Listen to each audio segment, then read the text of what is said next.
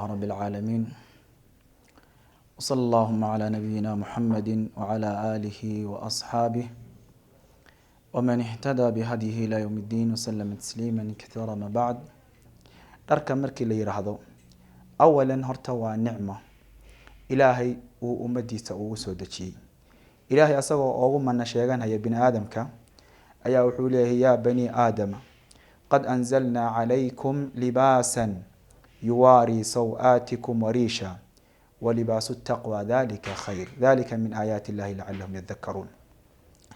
يا بني آدم وحاندي سودجني ضر آدكو قرسان عوردينا آدكو أسترتان بان إذن سودجني شيء كان دركها وعبادة إلهي بأينا فري وإلهي سبحانه وتعالى وحليه مركي أيضا صلاة لجهد لهي يا بني آدم خذوا زينتكم عند كل مسجد. reer bani aadama waxaad qaadataan quruxdiina waa dhar leena dharka qurux buu inoo yahay inagu qurux inoo yahay dharkiina quruxda badnaa qaata goorma cinda kulli masjidin markasta oo masjid kasta meel kasta oo cibaado aad u aadaysaan dharkiina quruxda badan qaata bilaa ziinadiina ilaahay waa sheegay haddana waa amarna la amraya inaan dharkii aanu qaadano.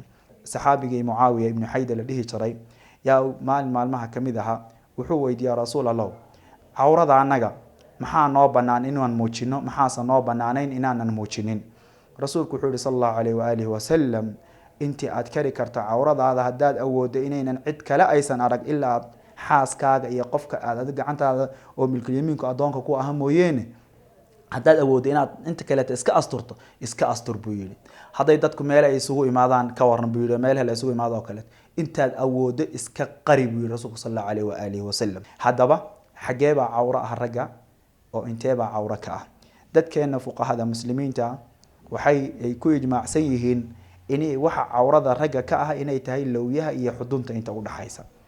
walaalayaal qofka muslimka ma aha qof oo asaga keligii sida oo asagu u jecel yahay misaajkiisa ku socdo ma waxa aad sameynayso oo noloshaada xayatadaada aad sameynayso oo ama ficil ah oo ka fulayo action ah ama maartay qowl ahood ku hadlayso ama maartay aad sameynayso oo dhan idaylkood waxa fiican inaad ku xadgoyso oo ku jarto inta awoodaadu ay tahay istidaacadaadu ay tahay موافقة الشرع إن أد مارتي أد راعيسو أو أد كو إكيسيسو. سبحانك اللهم وبحمدك أشهد أن لا إله إلا أنت نستغفرك ونتوب إليك.